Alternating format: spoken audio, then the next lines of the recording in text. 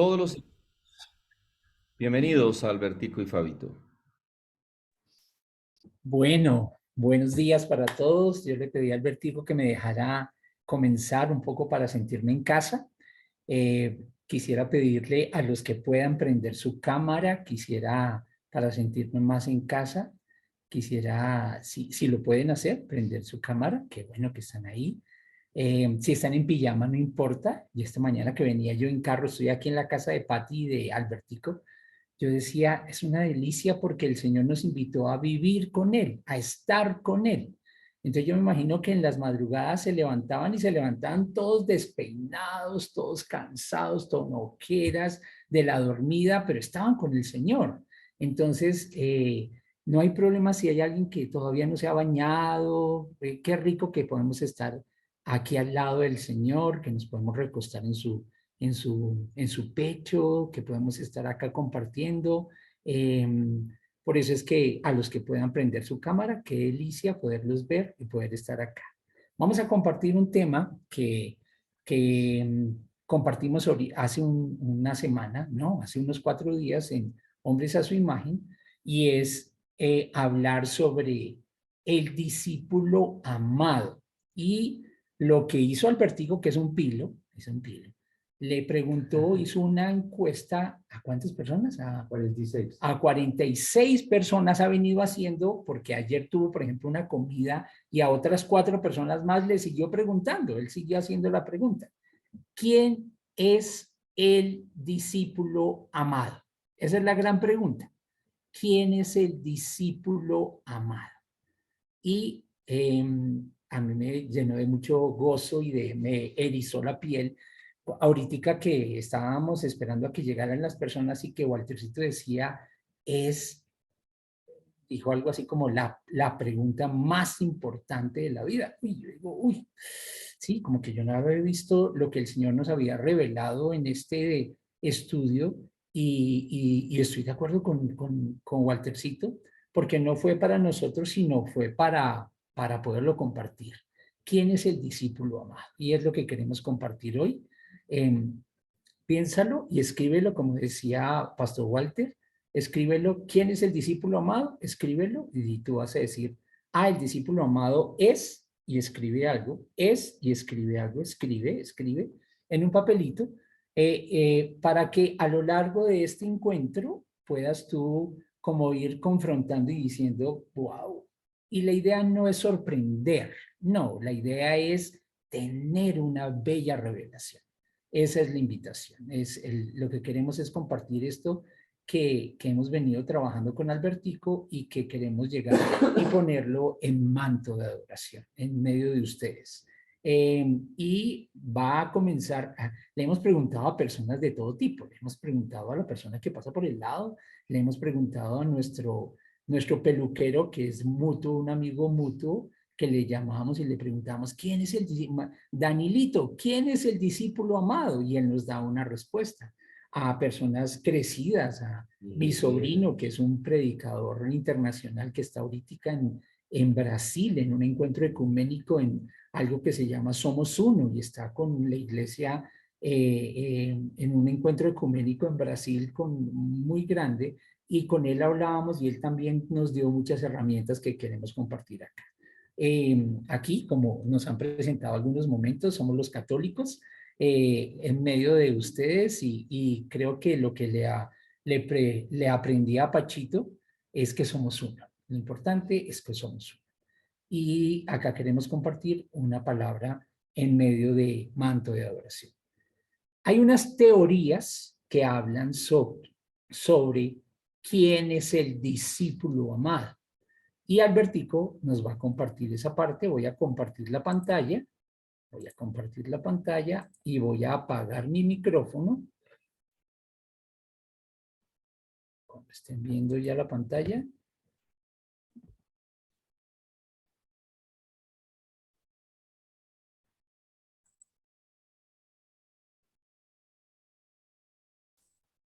Listo. Ok. Y voy a apagar mi micrófono. Albertico, todo tuyo, tu manto. Muchas gracias, Fabito, para todos. Un saludo también muy especial. Me siento muy complacido nuevamente de estar con mi grupo espiritual de Manto de Oración. Un saludo y un agradecimiento especial para el pastor Walter y la pastora Muñi, que nos dan esta oportunidad de seguir compartiendo con ustedes lo que hemos hecho ya por más de 2 años. Efectivamente, ustedes escucharon hace un ratico que conozco a Fabito hace más de 50 años, bien contados. Efectivamente nos conocimos en kinder y desde esa época comenzamos a hablar, a orar y a adorar y a conocer del Señor. ¿Qué nos cambió la vida a Fabito y a mí? No obstante, hace más de 50 años estar juntos. Nos cambió la vida que nuestro grupo de oración, en un lugar de la montaña, tuvimos unas revelaciones y unas manifestaciones del Señor bellísimas, bellísimas. Y allí aprendimos que para nosotros el Señor era lo más importante. Pero también aprendimos que el Señor nos llama por nuestro nombre.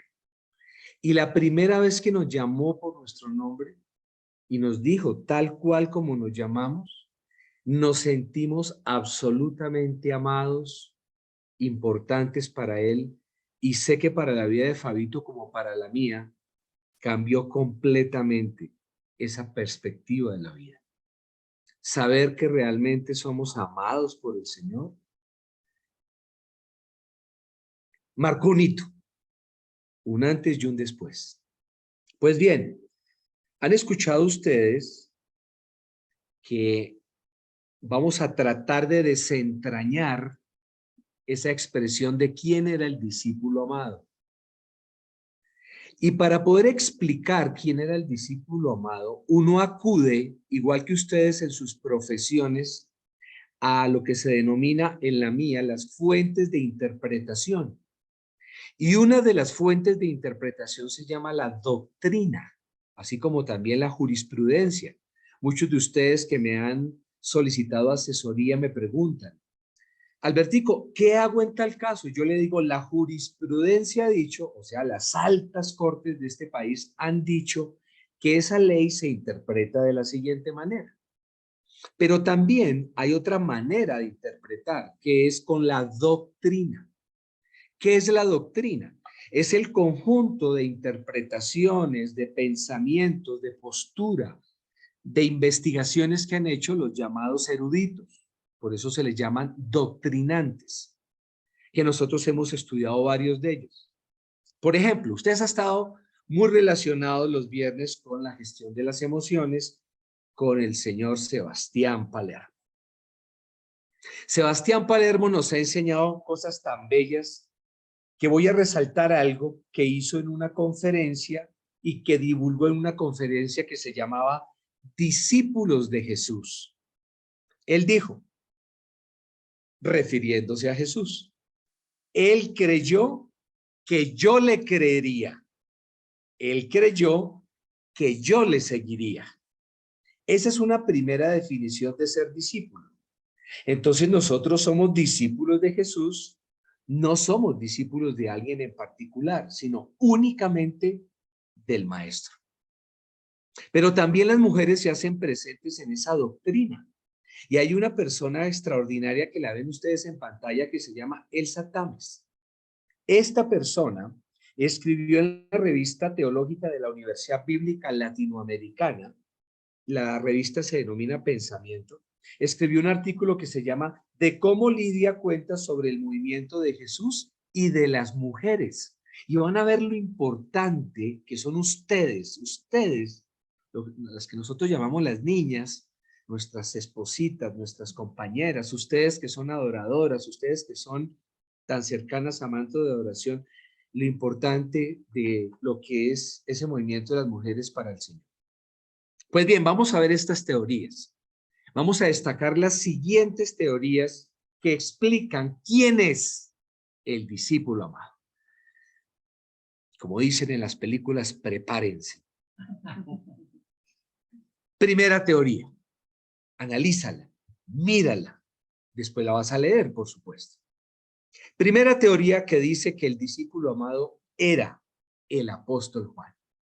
Juan el Evangelista, el que conoció cerca a Jesús, el hijo de Zebedeo, el hermano de Santiago, ese pescador que todos le hemos conocido, ese que algún emperador lo exilió a Patmos para que escribiera el Apocalipsis, para que escribiera esas 3 extraordinarias cartas, para que escribiera el Evangelio. Esa es una primera. Pero también hay algunos que piensan que no es exactamente un perfil como el de Juan, el apóstol, sino fue una verdadera inspiración divina. Entonces, de pronto hay una segunda teoría, que el que escribe realmente es Juan el anciano o el presbítero. ¿Quién era Juan el anciano o el presbítero? Era un discípulo precisamente de Juan el apóstol. A él también se le atribuye ese que hemos denominado el discípulo amado. Leemos, por ejemplo, en Segunda de Juan, en su capítulo 1, o en Tercera de Juan, en su capítulo 1, que comienza diciendo el anciano a Gallo. El anciano dice. Entonces, algunos que siguen esta teoría indican que no fue entonces Juan el apóstol, sino fue Juan el anciano o el presbítero discípulo de Juan. Ver una siguiente teoría, también fascinante y muy bien documentada, que es que el discípulo amado es Lázaro. Lázaro, el Lázaro de Betania, el hermano de Marta y de María. Si leemos, por ejemplo, en Juan 11, versículo 11, habla de que Lázaro era como su amigo cercano y que fue un discípulo a quien Jesús amaba profundamente. Y también leemos en Juan 21, 23, que era el discípulo amado que no moriría. Entonces, los seguidores de esta corriente, los que están en esa acera, han documentado también muy bien, por estas razones que hemos dado, también bíblicas, que puede ser Lázaro. Y viene una cuarta teoría, fascinante también, pluralista diríamos, que no es una persona en particular, no es Juan el evangelista, no es Juan el anciano o el presbítero, no es Lázaro, sino es un modelo de la comunidad que se denominaba la comunidad del discípulo amado. Entonces, en estas 4 teorías, como decimos, podemos matricularnos en algunas de ellas, respetables todas, todas absolutamente respetables. Entonces, cuando hablamos en Juan 13, 21, 28, que ahorita vamos a ver los textos, cuando hablamos de que el discípulo amado, fue el que se recostó en el pecho del Señor, o aquel que estaba de pie en la cruz, Juan 19, 25, 27, uno dice, es posible que no sea un personaje, porque el único evangelista que habló del discípulo amado estando ahí en la cruz fue precisamente este que estamos tratando de escudriñar. No lo hizo ni Mateo, ni Marcos, ni Lucas en lo que se denominan los evangelios sinópticos. Entonces, en esa validez vamos a centrar nuestra posibilidad, insisto, de matricularnos en una de ellas. Adelante, Fabius.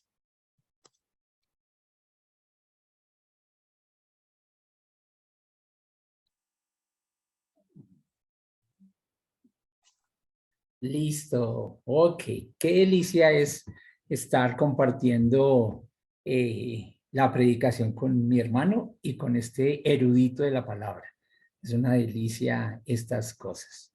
Bueno, a mí me encanta en estos 35 años que llevo caminando con el Señor, me encanta pensar en el Jesús histórico.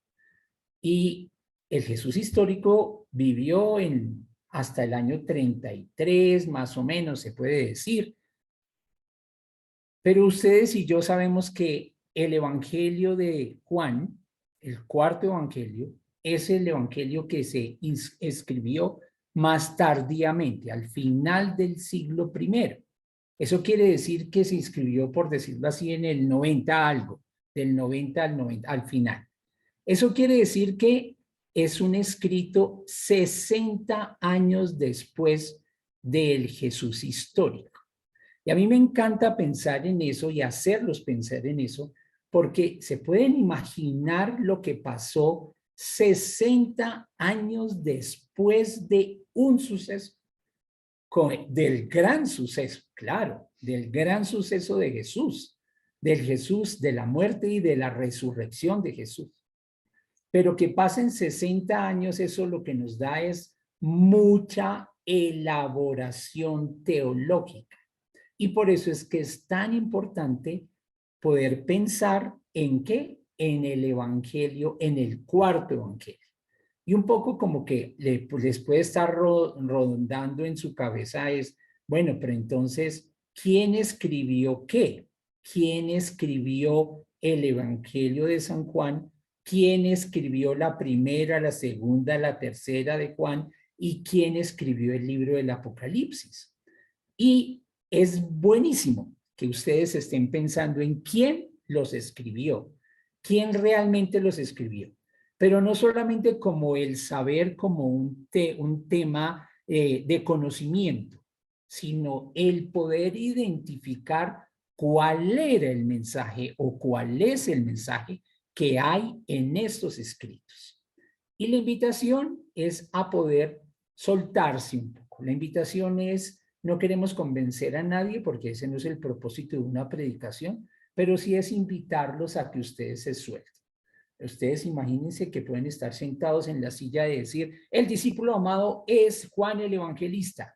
Y la invitación de Albertico y la mía es decirle, queremos que ahora te sueltes un poco y que puedas decir, hay gente que dice imposible que pudiera ser Juan el Evangelista, que él se hubiera dado ese título tan importante, que él, que era el hijo del trueno, que fue el que pidió que cayera fuego y que acabara con los samaritanos porque no los... Sí, como que era, hay muchas partes de la teoría y es invitarlos en este momento a decir, párense de esa silla y puedan sentarse en otro lugar.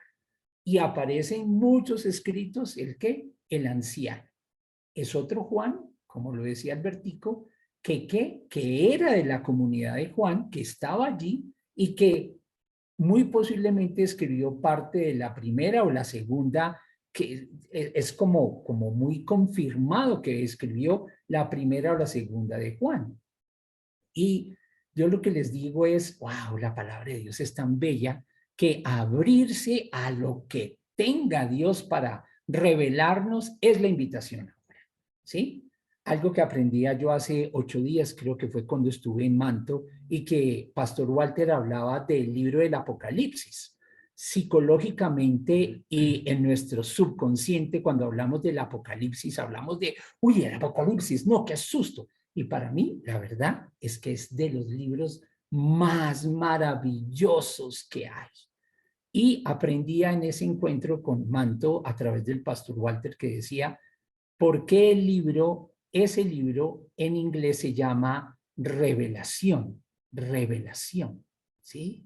Y a mí me encantaría que desde este momento a los que no conocen el libro del Apocalipsis le dijeran, en su palabra dijeran, voy a abrir el libro de las revelaciones. Porque si ustedes dicen, voy a abrir el libro del Apocalipsis, dirían, uy, qué susto. No, es el libro de las grandes revelaciones.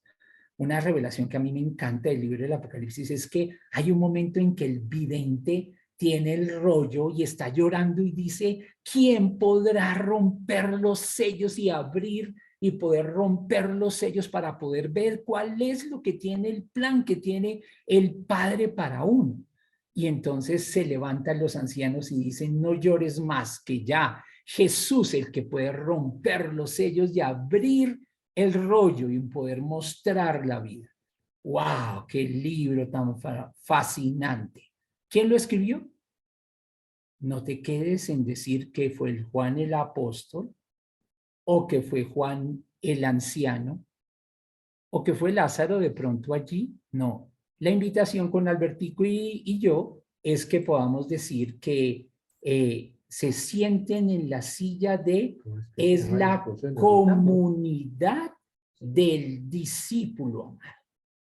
Esa gran comunidad que 60 años después de la victoria de nuestro Jesús, ¿sí?, empiezan a pensar, a evaluar, a discernir, pasan 10 años, 40, 30, 40 años, tienen la persecución más grande que tienen las iglesias del Asia Menor, del Apocalipsis, tienen la persecución más grande y tienen las revelaciones más grandes, y por eso es que esta comunidad es una comunidad que se fortalece mucho. Y es como la comunidad del discípulo amado. La invitación es a esa, y la otra invitación les acabo de hacer es a que ya vean el último libro de nuestra Biblia como el libro de las revelaciones, y que el Evangelio de San Juan puedan decir ahora es el cuarto evangelio que tiene muchas bellas revelaciones. Digamos como que esa era la primera parte de lo que queríamos compartir con Albertico, como las teorías y poder identificar esas teorías, pero ahora lo más importante, que es irnos a la palabra de Dios. Y vamos a dividir esa parte, segunda y tercera parte del compartir, en que la segunda parte, Albertico va a compartir dos textos de donde se habla del discípulo amado antes de la muerte y resurrección de Jesús. Y yo voy a compartir dos textos de después de la muerte y la resurrección de Jesús. Hemos visto que hay como 7 u 8 textos que hablan, pero la idea es que no nos queremos recorrerlos todos, sino solamente 2 de antes y 2 de después. Es una invitación para que puedan hacer una serie del discípulo amado algún día. Bueno, qué delicia.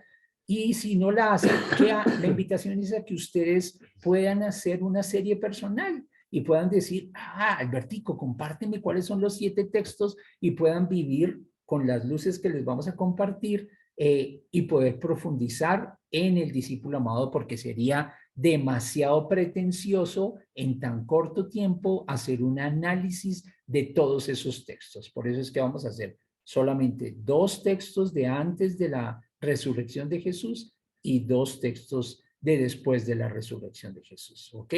Me despido por ahora y comienza Albertico. Bueno, aquí estamos nuevamente. Es importante que cuando uno asocia un libro a su autor, nuestra perspectiva cambia la forma de leer, cambia la forma de pensar. Por eso las preguntas que hacía Fabito. Finalmente, entonces, ¿quién fue el que escribió ese evangelio, esas cartas, ese apocalipsis? ¿Y quién es realmente el discípulo amado? Esas dos preguntas son las que tratamos aquí de desentrañar. En esa encuesta que hacíamos, ve uno cómo la gente espontáneamente toma la respuesta. Cuéntanos quién es el discípulo amado. Y muchos decían Juan, otros decían, Pedro, otros decían, pues Juan el Bautista, otros decían, nosotros. Bueno, en fin, ¿eso qué significa? Esa perspectiva con la que leemos y pensamos la palabra. Veamos esos textos. El primer texto que queremos resaltar es el que ustedes ven ahí en pantalla, que es Juan 13, 21, 28. Por supuesto, no los vamos a leer. ¿Qué vamos a destacar de ese texto? Que es el texto que se refiere a la escena de la última cena, en donde ustedes ven en el versículo 23 que el Señor comenzó esa cena diciendo, aquí alguien me va a entregar, aquí alguien me va a traicionar. Entonces, ¿quién sale? ¿Quién entra en esa escena tan espectacular en donde, digamos, geoespacialmente, el discípulo amado está recostado sobre el hombro del Señor, es decir, es una persona cercana, íntima? En tanto que, por ejemplo, Pedro, en su liderazgo, está alejado del Señor en ese instante, está a unas personas del Señor. Y le dice Pedro a ese que es el cual Jesús amaba, le dice, pregúntale quién es esa persona que te va a traicionar. Entonces, ¿por qué destacamos el tema geoespacial? por la importancia de ese al cual Jesús amaba, que está terriblemente cerca. En la costumbre judía se dice que quien invitaba en la casa de quien invitaba siempre se hacía ese dueño de casa y a su lado estaba, en este caso, el maestro. Entonces el maestro tenía a quien a su lado derecho, al dueño de casa. Y se supone que el dueño de casa donde hubo esa última cena es aquel que aparentemente es el padre de el discípulo amado. Entonces, hacer el padre del discípulo amado, pues no se dice exactamente que es Juan o que es alguna persona en particular, sino simplemente así, el cual Jesús amaba. Entonces, existe un momento en donde Pedro le dice, volvemos a repetir, y le dice a ese discípulo amado, pregúntele al Señor quién es esa persona de la cual él habla, que lo va a entregar. Jesús, en su infinita sabiduría, muy en esa intimidad y en esa cercanía, en esa confidencia y prudencia absoluta, le dice al discípulo amado, será aquel al cual yo moje el pan y le entreguen en esta última cena ese pedazo de pan. O sea que el único que supo realmente quién lo iba a traicionar era el más cercano, el más íntimo. Nadie más. Porque imagínense ustedes el modelo de Pedro. ¿Qué hubiese hecho Pedro si Jesús dice, señoras y señores, el que me va a traicionar es Judas Iscariote? ¿Qué hubiese hecho Pedro inmediatamente? Lo mismo que hizo en el huerto del Edén, en el huerto de Getsemaní. Saca la espada y no solamente le corta la oreja, como decimos en Colombia, lo pica, lo destrozaría, lo mataría, pero por amor, por supuesto, por amor. ¿Cómo así que usted es el que va a traicionar al Señor, al Maestro? Él, en ese modelo completamente distinto al otro, el rudo, el violento, el dubitativo, el que está armado, hubiese tenido una reacción un poco violenta como tal. Pero ese Pedro nos llama siempre la atención porque después Pedro cambió. Un Pedro que se transformó completamente y fue el Pedro que todos conocemos. Pero volvamos a la escena. Entonces, se ha evidenciado que el discípulo amado guardó ese secreto del Señor y aquel que estaba un poco separado, que era el del liderazgo, nunca se enteró, al igual que nadie más se enteró. Entonces ahí es cuando comparamos quién es el personaje. ¿Será un personaje o será un modelo? ¿Modelo de qué? De intimidad, de cercanía, de confidencia, de prudencia. Nosotros creemos que es un modelo. Seguimos entonces en otro texto también bellísimo, que es Juan 19, 25 al 27. Por supuesto, tampoco lo vamos a leer porque es un texto largo, pero es el momento de la escena de la crucifixión. Y allí se describe como que estaba el discípulo a quien él amaba. Ahí lo vemos en el versículo 26. Veamos a ver si colocamos, para que ustedes lo visualicen, la diapositiva respectiva.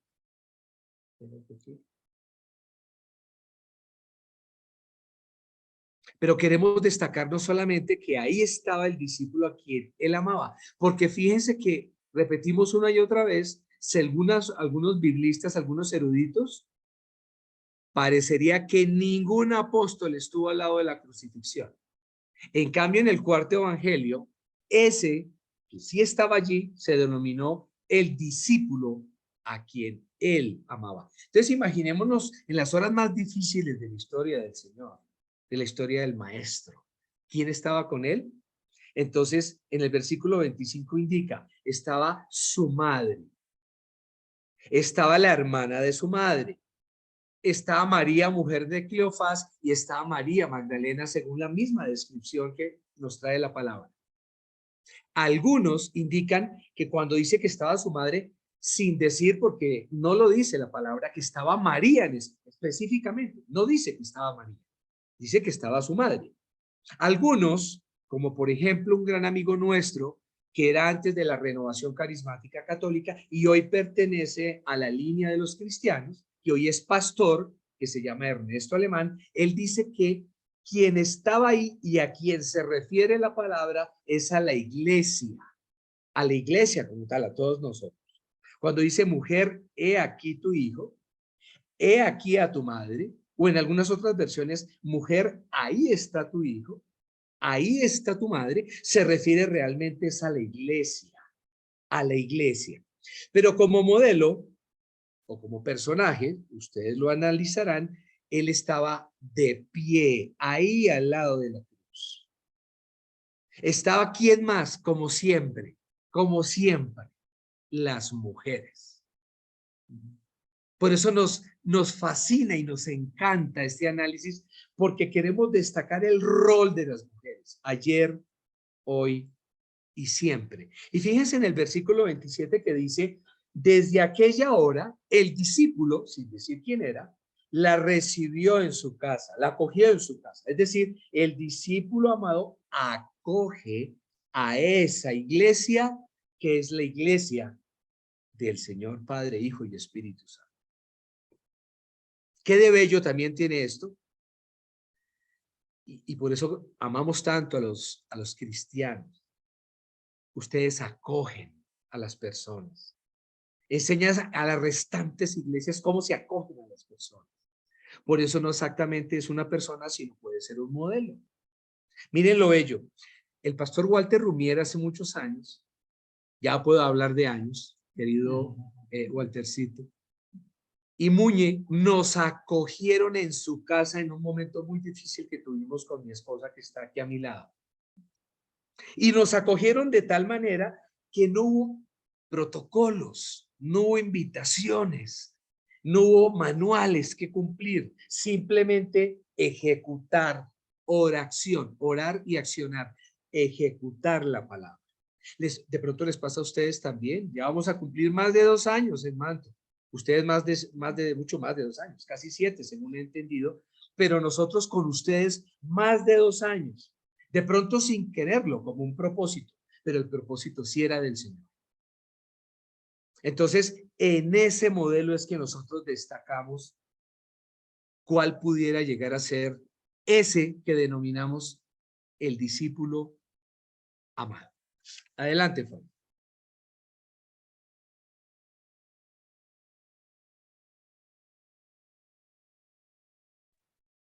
Ok, perfecto.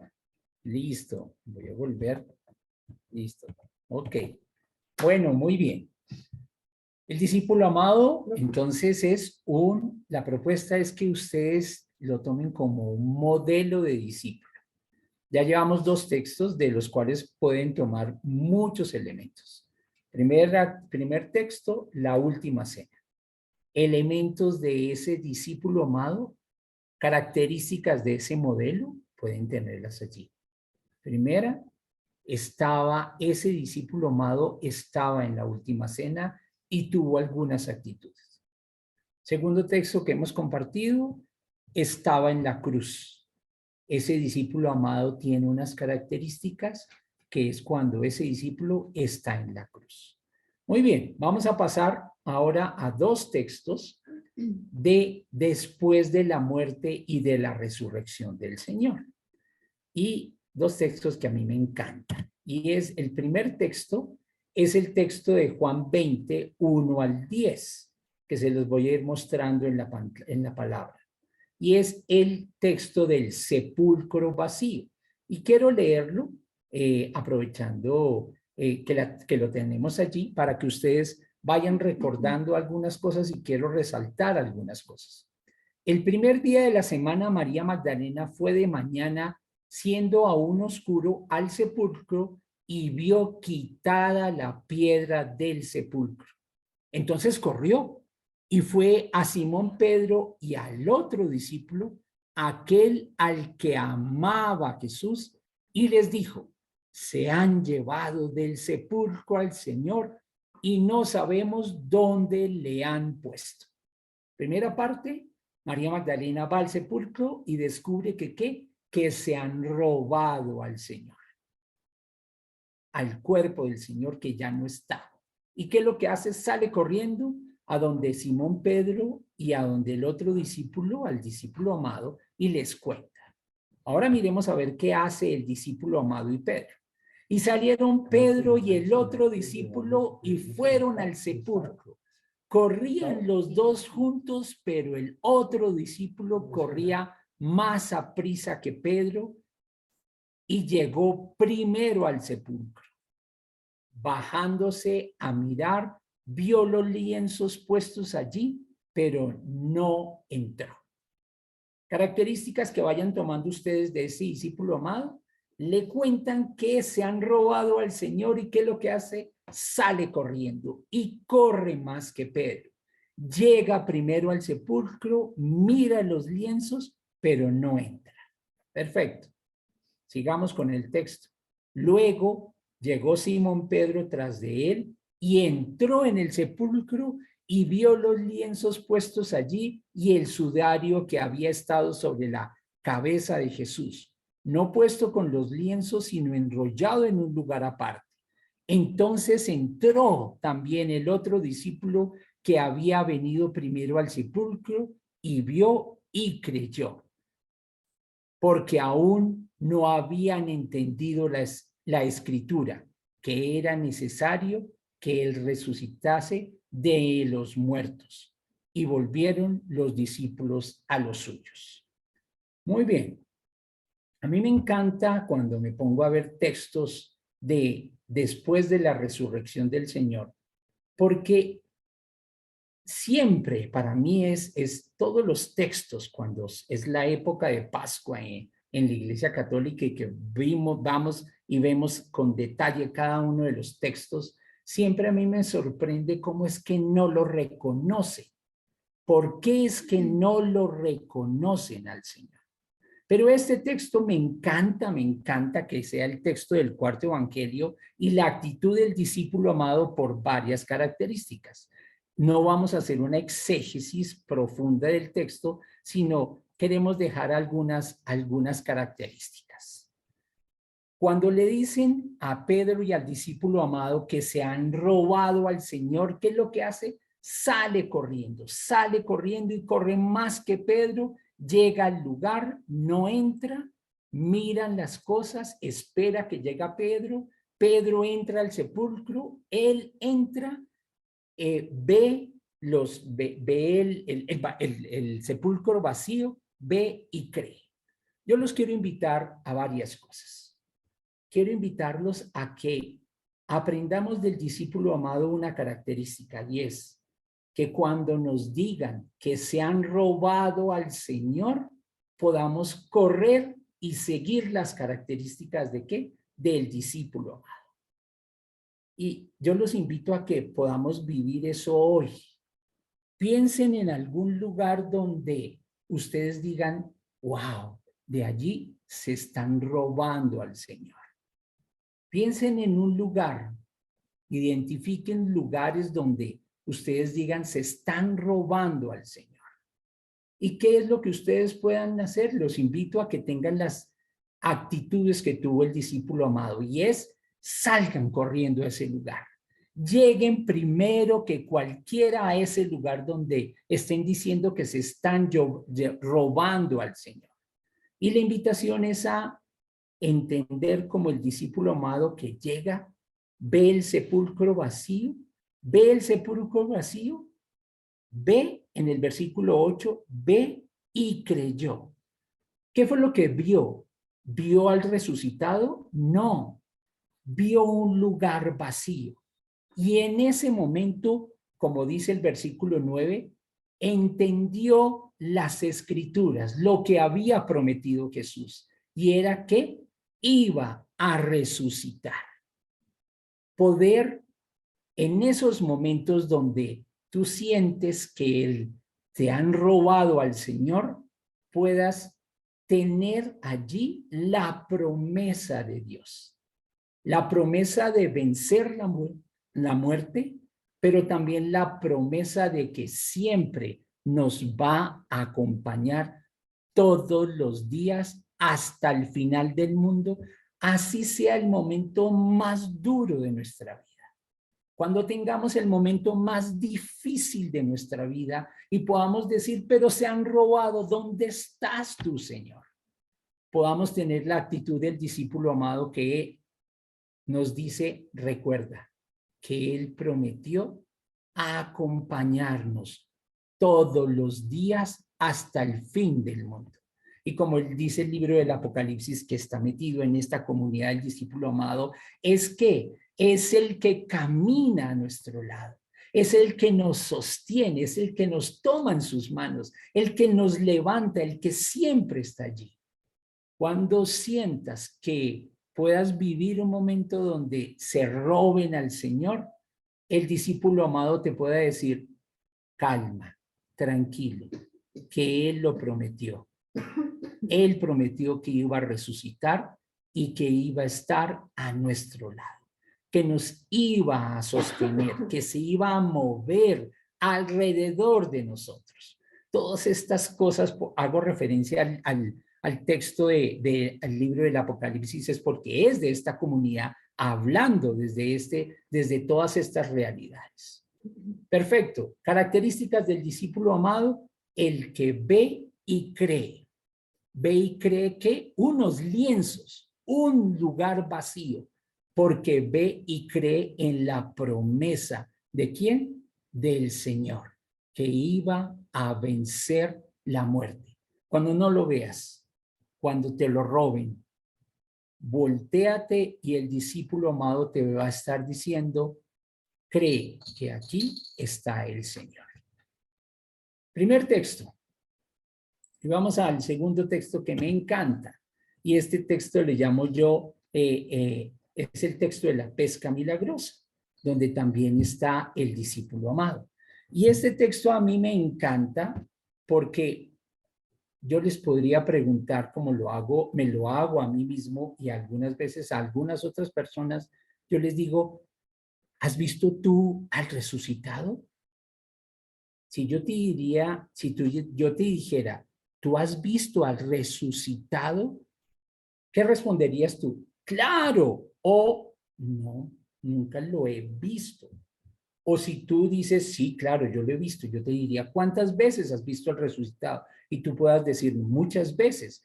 No sé qué respondas tú cuando yo te haga la pregunta, ¿tú has visto al resucitado? A mí me encanta pensar en este texto y siempre que me pongo a pensar en este texto, yo le llamo, es el texto de Hollywood. A mí me gustaría ver que Hollywood hiciera una película de Jesucristo de la época de la resurrección y posterior a la resurrección del Señor. Tenemos muchas películas del Antiguo Testamento, tenemos muchas películas del Nuevo Testamento, pero del Jesús histórico, pero no hay tantas películas que hablen de el momento de la resurrección del Señor. ¿Y es por qué? Porque yo creo que a veces es difícil pensar cómo uno pone en escena la resurrección del Señor. Y la invitación es que los quiero invitar que recorramos este texto de la pesca milagrosa desde esa visión. Lo vamos a recorrer todo y al final quiero yo invitarlos a ver cómo yo me imagino que sucedió este suceso de la pesca milagrosa. Después de esto, Jesús se manifestó otra vez a sus discípulos junto al mar de Tiberíades y se manifestó de esta manera. Estaban Jesús, Simón Pedro, Tomás llamado el Didimo, Natanael el de Caná de Galilea, los hijos de Zebedeo y otros dos de sus discípulos. Simón Pedro les dijo, voy a pescar. Ellos le dijeron, vamos nosotros también contigo. Fueron y entraron en una barca y aquella noche no pescaron nada. Primera parte y quiero parar aquí y es lo que siempre hemos analizado en este texto y es cómo es que vuelven a su vida pasada. ¿Cómo es que Pedro decide volver a su vida de pasada después de tener una experiencia con Jesús? Y que Jesús le ha dicho, yo te voy a hacer es pescador de hombres. Y aquí Pedro vuelve a su vida pasada. Pero además que se lleva a volver a su vida pasada a 7 discípulos más. Entre ellos, ¿a quién? Al discípulo amado. Primera característica, el discípulo amado es también un personaje que se equivoca. A mí me encantó esto cuando lo discerníamos y lo hablábamos en esta preparación. El discípulo amado es un humano, como tú y como yo. Tenemos la posibilidad, el discípulo amado es un modelo, pero también es un modelo que tiene esos momentos humanos donde donde se equivoca. Porque si el discípulo amado fuera perfecto, en el momento en que Pedro dice, me voy a pescar, el discípulo amado le hubiera dicho, no, Pedro, no nos podemos volver a la vida pasada. Es imposible volvernos allá. No, no tuvo la fuerza, no tuvo el discernimiento, sino dijo, voy también contigo. Era también un momento difícil que estaba viviendo el discípulo amado. Y volvió. ¿Y qué pasó esa noche? No pescaron nada. Qué bueno tener ese puesto del discípulo amado en donde, ¿cuántos momentos tú y yo nos hemos equivocado? Muchos. Me encantaba al comienzo de la oración cuando cantábamos esos cantos que nos llevaban Pastor y Muñequita a decir, sí, cuando nos equivocamos también están los brazos del Dios poderoso y de Jesús y del Ruá Espíritu Santo. Sigamos el texto. Cuando ya iba amaneciendo, se presentó Jesús en la playa, mas los discípulos no sabían que era Jesús. Así, no lo identificaron, no lo reconocieron. Y él les dijo, hijitos, ¿tenéis algo de comer? Le respondieron, no. Él les dijo, echad la red a la derecha de la barca y hallaréis. Entonces la echaron y ya no podían sacar por la gran cantidad de peces. Entonces, aquel discípulo a quien Jesús amaba dijo a Pedro, es el Señor. Simón Pedro, cuando oyó que era el Señor, se ciñó la ropa porque se había despojado de ella y se echó al mar. Bueno, bello momento.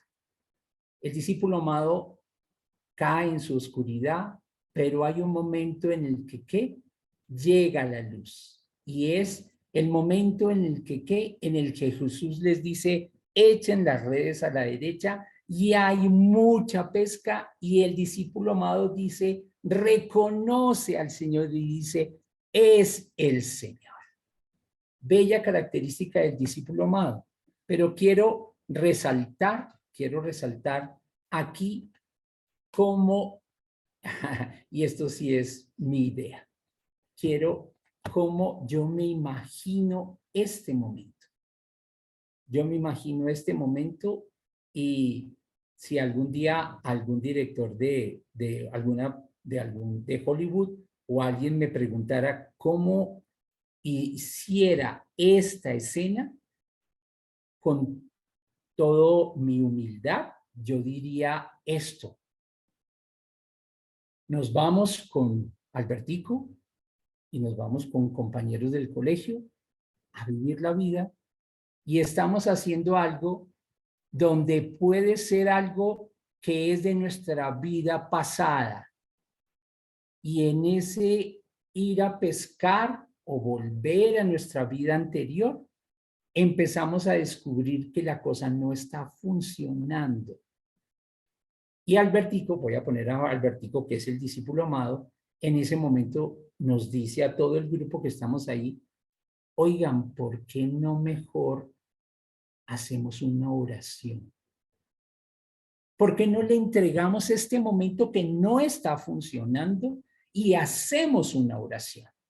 Yo siento que eso fue lo que hizo el discípulo amado. En medio de la noche donde no estaban pescando nada, se levantó y dijo, oigan, ¿qué estamos haciendo? ¿Por qué no hacemos una oración? ¿Por qué no le entregamos nuevamente nuestra vida al Señor en este instante? Y dirigió una oración a ese pequeño manto de oración que había en ese barco, en esa barca. Y en ese momento vino la gran bendición y vino la gran pesca. Y en ese momento el discípulo amado se levanta y dice, amén, aquí estás tú, Señor, que nos vienes a regalar esta poderosa pesca. Es la invitación del discípulo amado. Y vamos a las conclusiones. ¿Listo? Vamos a las conclusiones de estos textos ya para que les quede a ustedes 7 conclusiones maravillosas. Primera conclusión de estos textos. El discípulo amado no es una persona, es un modelo. Piénsenlo. No es Juan, no es Juan, no es Lázaro, no, es un modelo que la comunidad del discípulo amado nos está presentando. Primera, no es una persona, es un modelo. Albertito. Segunda conclusión, el discípulo amado no tiene género. Es decir, puede ser las extraordinarias mujeres que siempre están o los hombres.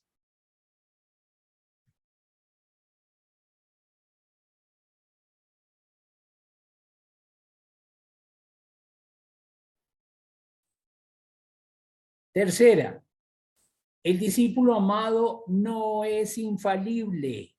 El discípulo amado se equivoca, como lo acabo de decir en la pesca milagrosa. Es humano. Podemos ser el discípulo amado no cuando estamos en la luz. No, podemos ser el discípulo amado cuando estamos caídos y somos conscientes y decimos, ¿cómo es que volvemos a nuestra vida pasada? No es infalible. La cuarta conclusión es bellísima. Ojalá la puedas escribir en tu corazón. No es el que más ama a Jesús, sino el más amado por Jesús. Vuelvo a repetirlo. El discípulo amado no es el que más ama a Jesús, sino el más amado por Jesús.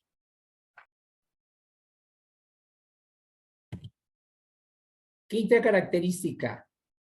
El discípulo amado tiene una mayor primacía porque ve y vio y creyó. La luz que nos da el discípulo amado es que puede ver y creer. Ver cuando no hay nada, pero cree en que Dios está allí. O ver las maravillas y decir, es Dios el que está conmigo.